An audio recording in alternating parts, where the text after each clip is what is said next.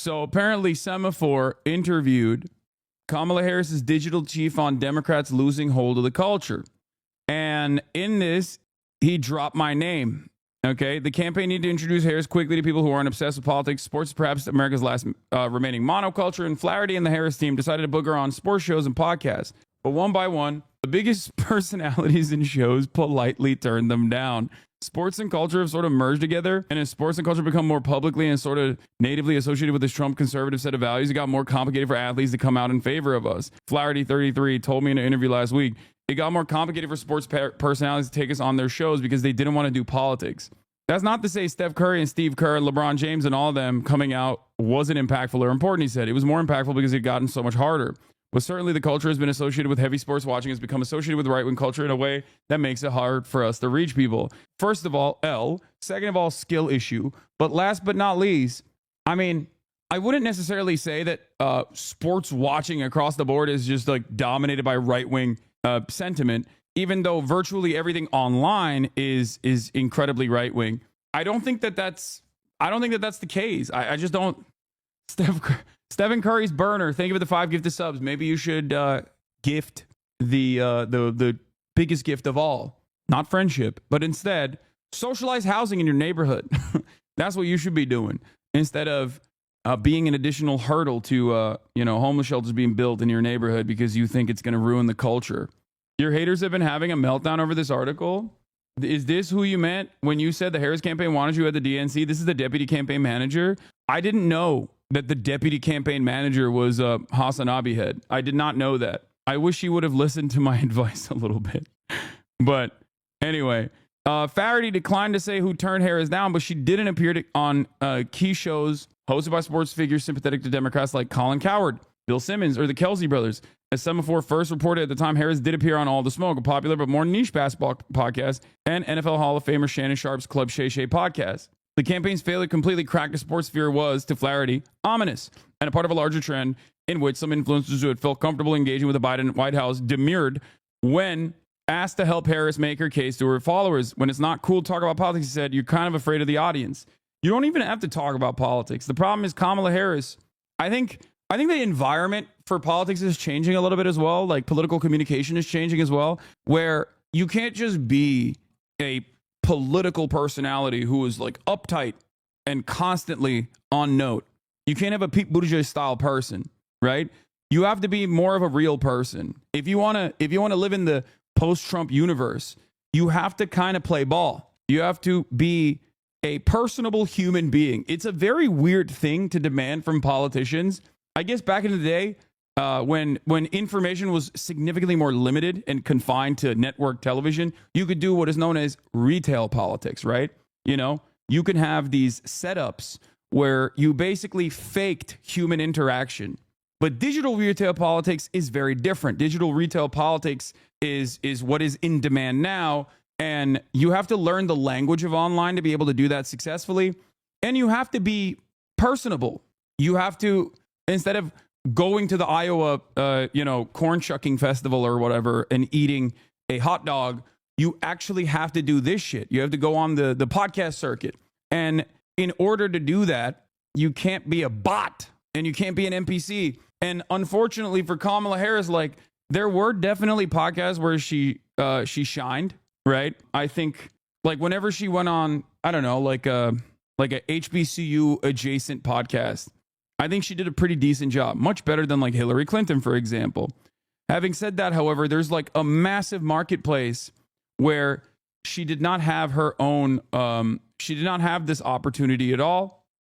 She was not able to have this opportunity at all because like she's kind of a bot, you know, she's kind of an NPC. She's like too scared to have a personality. That could be because she is a black woman in politics. And you don't have the leeway of a white man in politics, a rich white man in politics. I'm sure that that's part of it, right? But I think that it's not even about having charisma. It's more so just being honest. Like, it's not like Bernie Sanders is a tremendously charismatic individual, okay? He's not. He's an old-ass nerd. But Bernie Sanders is earnest, okay? And that's the reason why when he does those like Theo Vaughn appearances and whatnot, they kind of They blow up and people like it. Tim Walz would have done a pretty good job in the podcast circuit, something that I brought forth time and time again. But like the age of technocratic neoliberalism is over. It just doesn't sell. I don't even know if it ever really sold, but since it was the only game in town, a lot of people were like, all right, whatever, I'll vote for this, right? I mean, here, look at the way that Timothy Chalamet's talking about Bernie Sanders. Yeah, we had Bernie Sanders on, and he was saying that he said Pete Seeger was one of his favorite musicians. Scoot McNairy could play Bernie Sanders in a biopic. Oh, he could. Right? Yeah. Totally could. Bernie hasn't aged. Nah, Bernie still looks the same. He's the best, dude. He's looked the same in the last... Yeah. He's like a real folk hero.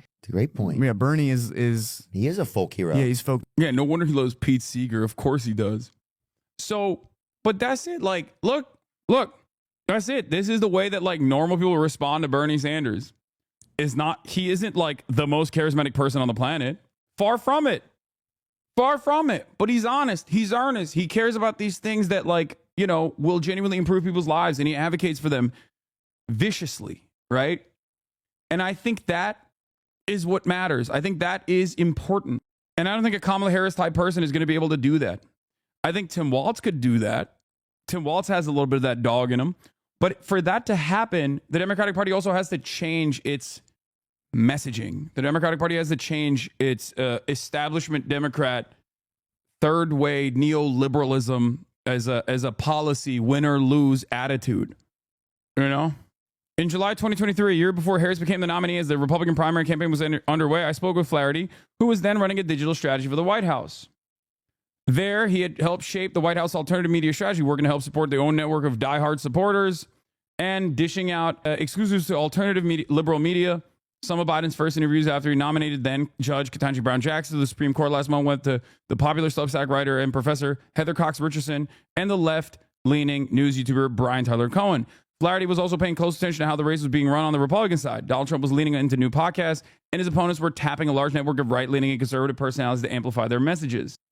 The reality of the matter is, he didn't just tap in to right-wing ecosystem. He didn't just tap into the right-wing ecosystem. He went in to as many outlets as possible that would have him. That's the thing that people don't comprehend. Like, I wouldn't say Theo Vaughn is right-wing. I don't think he is. Joe Rogan is, but he's unique. And Joe Rogan wasn't right-wing for the longest part. You know? Democrats, Harris 2028 presidential run. Yeah, no, this is bullshit. I don't believe that this will happen. They're writing these articles. They're writing these articles specifically because Kamala's going to sell a book eventually, and that's it.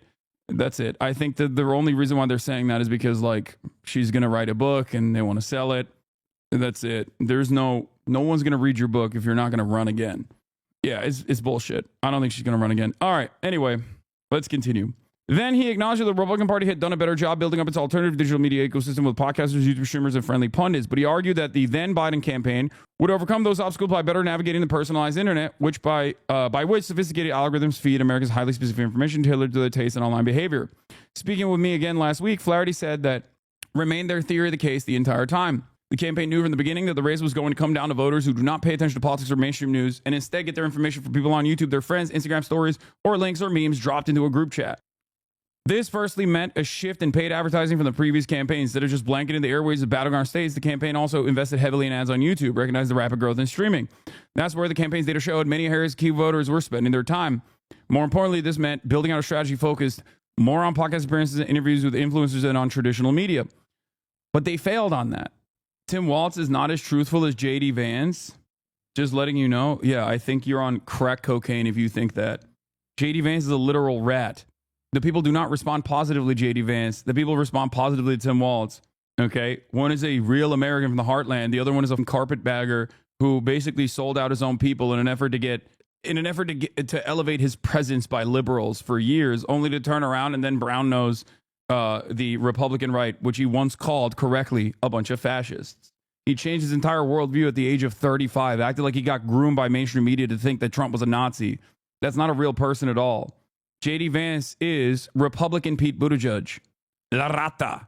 Anyway, let's continue. Thanks for letting me know, though, chatter. So, Harris extremely limited time. There's just no value with respect to my colleagues in the mainstream press in a general election to speaking to the New York Times or speaking to the Washington Post because those readers are already with us, Flaherty said. Flaherty isn't dismissive of television and other legacy media. One of the most important moments of the campaign was her interview with Brett Baer. That was a huge fundraising moment. It was a huge social moment. When Trump did the McDonald's thing, it was smart because it was a thing that obviously drove television coverage, but it also drove social media engagement too. And those things often happen in tandem, but they don't always. And so it was the sweet spot.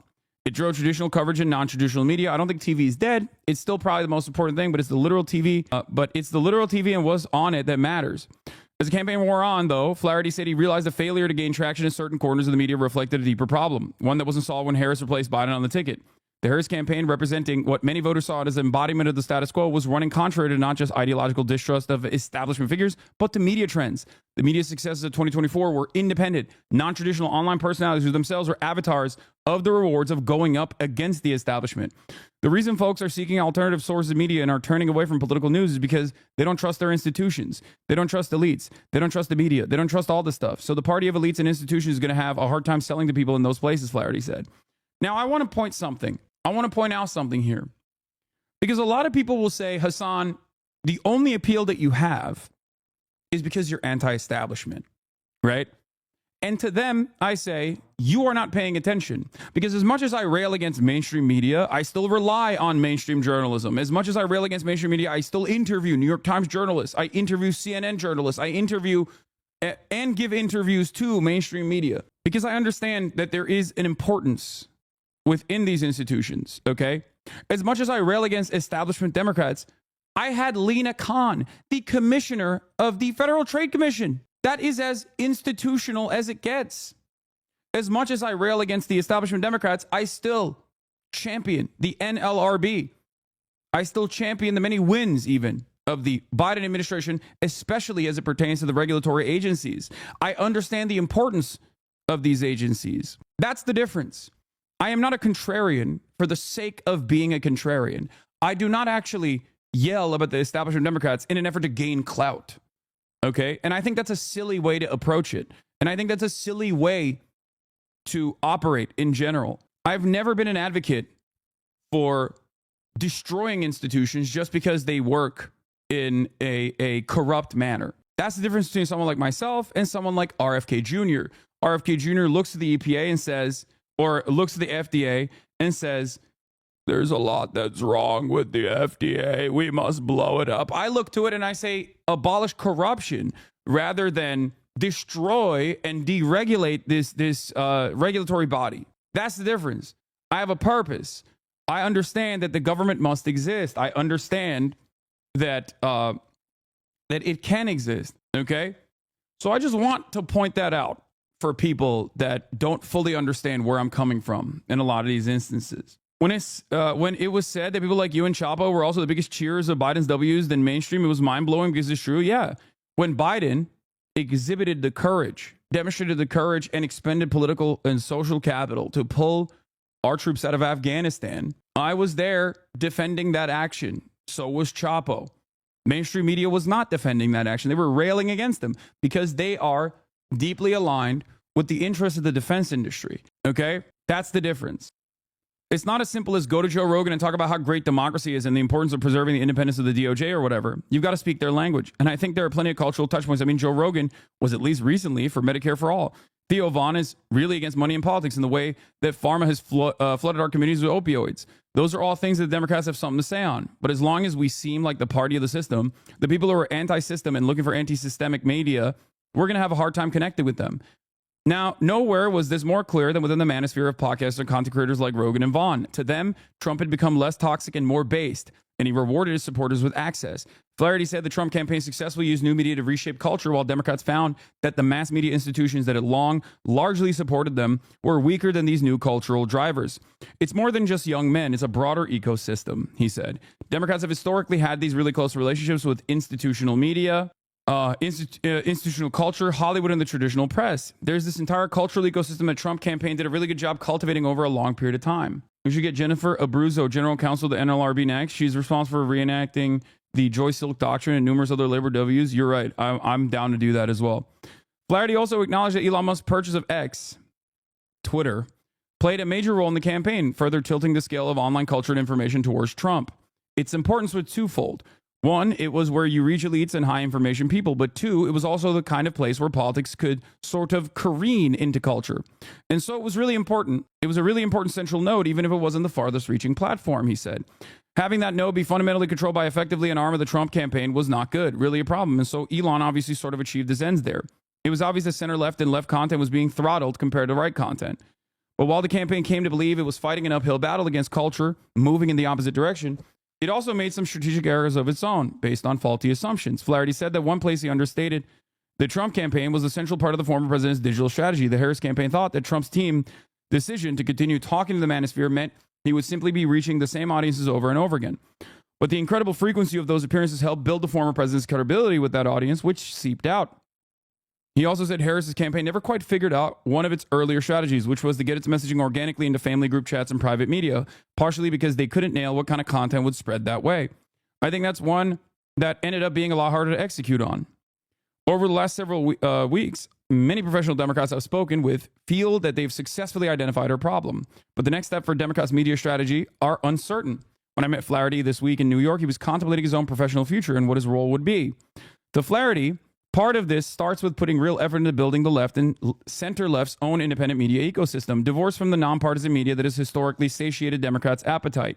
Flaherty said one silver lining of the election was that many hardcore Democratic partisans have begun to waver from their satisfaction with legacy media. Yes, I changed the camera to full cam because I think it's better to just like read the article, but also have it be full camera.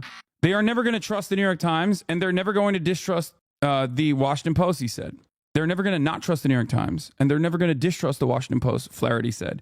But I think that in a Trump era, you start to see frustrations with mainstream media come to a boil. And I think there will be smart people who try to fill the gap, more individuals who create content on the left and center-left messaging. Flaherty said that Democrats need to invest boosting independent partisan friends online, as well as content creators or media figures who haven't been explicitly political but could reflect liberal and progressive values to counter the surging online pro-Trump right. Flaherty does not understand a fundamental part of this. And although he brings me up in literally the next moment after this, this is Kamala Harris's digital chief, okay? A fairly high level person in Kamala Harris's campaign. And yet I think, and I don't know if he's watching this right now, I don't know if he can hear me speak on this matter. I have spoken on this extensively to CNN and numerous other outlets at this point. But I think this fundamentally misses a very important point. Okay? Trump did not boost and offer money to these center-right podcasts. Trump was able to go there, meet them where they're at, and communicate with them in a way that was somewhat apolitical. Okay? Part of that is because there are a lot of, I guess, social issues that they aligned on to a certain degree. But more importantly, it's because Trump is a famous TV personality and he's carried that attitude throughout the first 4 years. And certainly to this day, he still carries that attitude. That's it. This is not something that Kamala Harris can recreate. There is also a lot more leeway, creative liberties that you can take on when you are a right winger. Like you can just kind of get away with saying whatever the fuck you want. You can get away with saying you can get away with being a dumbass. But Trump's charisma certainly carried him across the finish line. It wasn't that like he had fantastic policies or whatever, but he could tell a story real well.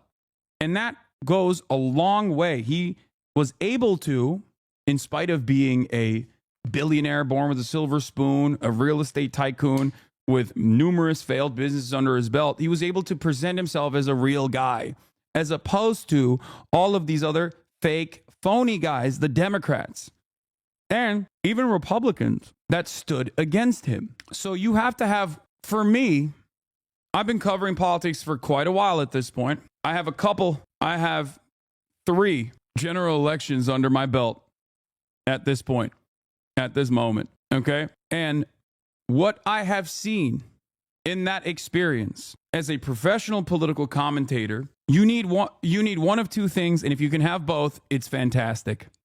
You either have to have good policy that truly addresses the issues that people are experiencing, or you have to have good charisma to be able to come across as authentic and earnest. Okay? If you have both, that's a killer combination. No one in my lifetime, I think, has had both. Trump doesn't have good policies, but he has an incredible way of reading the room and recognizing the resentment and anger that people feel, and then channeling that resentment and anger to vectors of hatred that are inoffensive to the pre-existing hierarchies. Trump is also very charismatic. He's very telegenic. Kamala Harris, unfortunately, was not charismatic enough, and her policies were awful. Bernie Sanders, on the other hand, not exactly charismatic, but is an earnest communicator and has the policies. Do you understand? The keys is on the keys. I am not making keys, okay? I'm not doing some Alan Lichtman style shit. And I'm not even saying this is a perfect scientific formula to win elections. I'm not saying that at all. That would be idiotic. I'm sorry, but why do we have to dumb it down for chat? No offense. Wait, what? I always dumb everything down for every single person. Trump is not charismatic. He's gross. He's charismatic to bigoted people. Okay, well, you can keep saying that, but it doesn't matter. He was a very famous television star. Yeah, I wonder who represents the average American better in an election. Someone who consistently gets banned from this chat over and over again for being annoying, or the guy who won the goddamn election. I apologize to my well-intentioned chatters who are, maybe hypersensitive to microaggressions or whatever the fuck. But the reality of the matter is, okay, if I were to even listen to your whims, I would be a very different content creator. I would be a much less successful content creator. That's just the truth of the matter, okay? Sometimes you have to just take a back seat. Sometimes you have to take a back seat and just listen to what I have to say instead of, chiming in and saying something that obviously is demonstrably untrue for the broader audience, for the broadest subsects of American politics. Did Clinton or Biden have more charisma than Bernie? No, not Hillary Clinton, if that's who you're asking. But I think that Bill Clinton had charisma, for sure. I think Obama had charisma. He maxed out on a charisma, and he had some pretty decent policies as well. But it was mostly the charisma that actually packaged whatever he was selling. That's what carried him, okay? That's what carried him. Anyway, so here's what Flaherty says. We need a whole thriving ecosystem. It's not just Pod Save America, though I think we should have more of them. It's not just Hassan Piker. We should have more Hassan Pikers. It's also the cultural creators, the folks who are one rung out, who influence the nonpartisan audience. Okay, I don't disagree with this. Those things all need to happen together. The problem is, you can't inorganically develop this. I guess you can pump money into it a little bit to give it more prominence, to give it more respect, to give it more legitimacy. But you can't inorganically create the same, you can't do a Nelk Boys, but for the left, because the Nelk Boys were not created by the Republican Party. Okay, you can look at Daily Wire. Daily Wire is a great example. Daily Wire is a direct political operative. Daily Wire is not funded by the Republican Party. Daily Wire is funded by those who fund the Republican Party. Do you understand? Daily Wire is not directly funded by the Republican Party, but the same billionaires that fund the Republican Party also fund the Daily Wire. But that's a direct political operative, right? That's a very obviously partisan ideological project. What we're talking about here isn't the Daily Wires of the world. What we're talking about isn't necessarily even the Joe Rogans of the world, but the Theo Vons of the world, the Nelk Boys of the world, or the Barstools of the world that sometimes find themselves in the throes of right-wing politics. The issue here is these people, just like the broader voting population, have found themselves cast aside by the Democratic Party. And the reason why they found themselves cast aside by the Democratic Party is because the Democratic Party keeps saying, we have no space for you. We have no space for you. You're bad. You're wrong. We're not going to give you any policies that are good. We're going to do everything in our power to say, if you want that stuff, you're you're lame, you're bad. Like Bill Burr is a great example of a person who is right there. He's right there. He's aligned just like myself. He's closest to me in, I would say, political perspectives without being a political operative, right? He's right there. But just like Kamala Harris can't come on my stream, she's not going to go on Bill Burr's podcast either. So even if you were to make a lefty Daily Wire or whatever, even if you were to pump the Young Turks with millions of dollars to make it like the home of the Democratic operatives or whatever. It's while we are even discussing this, while anti-Zionism is being actively suppressed on basically every platform, they don't want us. They want their perfect mouthpiece that cheers on wars and condemns protests and supports Biden. They want DDG, but not offensive. Okay, offensive is offensive is the nicest thing you can say for Destiny and his entire community. They are utterly repulsive, incredibly toxic. They are poison.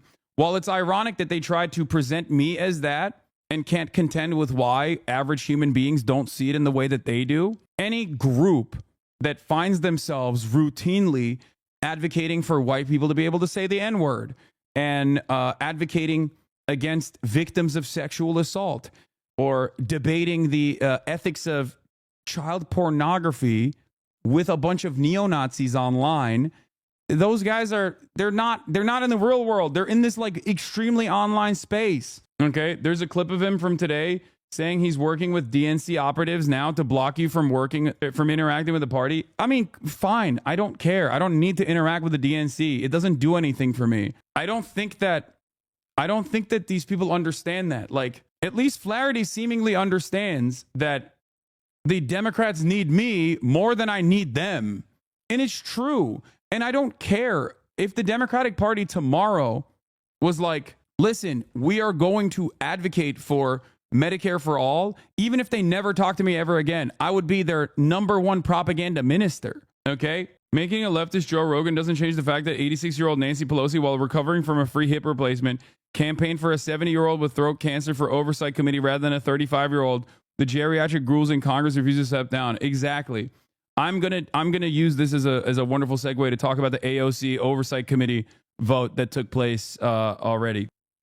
Those things all need to happen together, he said. And the reality is, it's not going to be big media organizations. It's going to be a network and a constellation of individual personalities because that's how people get their information now. Flaherty says he believes the ecosystem need to grow in order to sort of stimulate demand. There is some truth to this. As people run away from cable, the center-left starts to distrust mainstream media, and as the mainstream media outlets become more reliant on their mostly center-left subscribers, all this is going to kind of happen in tandem. I don't even think you would be what they want, even if they did support those things, because you care about foreign policy and internationalism, and they will never back down from imperialism. I think that's a big part of it as well. But there used to be a space within the Democratic Party for people who actually were openly anti-imperialist, okay? That is the problem.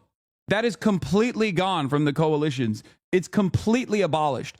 There is not a single Democrat that is known for having an anti-imperialist slant, okay? At most, you get the likes of Bernie Sanders, Rashida Tlaib, Ilhan Omar, and every now and then AOC, okay? There are no Gravels anymore. And it's not just Gravel either. The problem is you could still make it work. You could still be someone who is critical of the Democratic Party's, administration, the administrative function when it comes to American empire, and yet still advocate for them. Yeah, the Barbara Lees of the world. Exactly. You could do that. That's fine. There was a space in that big tent. But I think the Democrats have openly cast aside and have reduced their ranks or destroyed that wing of the party, even though this is yet another divergence within the Democratic Party's operations and the Democratic Party's base of support. Not even just the, diehard Dems, but specifically just Americans in general. Like, Americans broadly do not see themselves as pro-war. Americans are fearful, and yes, they are oblivious to American empire, but when asked directly about their opinions, they're like, I don't want war. I don't like war. I'm not a fan of war. Donald Trump now, this is the second time Donald Trump cast himself as a anti-war guy. Now, we know that that's not the truth. But he still ran as an anti-war guy, okay? And he still presented himself as that. In the weeks since Trump's reelection, savvy and clueless media observers alike have chalked up Harris's problems in the media to small decisions like her failure to appear on Rogan's podcast. A moment that Flaherty acknowledged was a missed opportunity. This misunderstands a simple aspect of the media strategy that gleaned from speaking with both the Trump campaign and the Harris campaign about their approaches to new media. Ultimately, their media strategies weren't particularly different. Both campaigns leaned hard into alternative new media. I don't think they did. I don't think Flaherty leaned as hard into alternative media as Trump did. Like, the maximum alternative media they went on was call her daddy. And ultimately, it doesn't matter. You can appear on every platform, but if you are not uniquely telegenic in the way that Trump is, okay? If you are not uniquely telegenic in the way that Trump is, then you have to make up for it with good policies that address the genuine issues that Americans are experiencing. And if you can't do that, if you can't actually do that, then you have to make up for it with something, anything. You have to make up for your lack of telegenic, charismatic politicians with good policies. One of the things both you and the right understand more than the general left is that no matter how much information you give someone, it's very hard to change their values. Leftists spend too much time telling the most racist man alive that Trump is racist. The right doesn't bother telling trans people that Trump will help them. It tells transphobes it'll hurt them. There's some truth to that as well. But I do think that people can have their values be changed.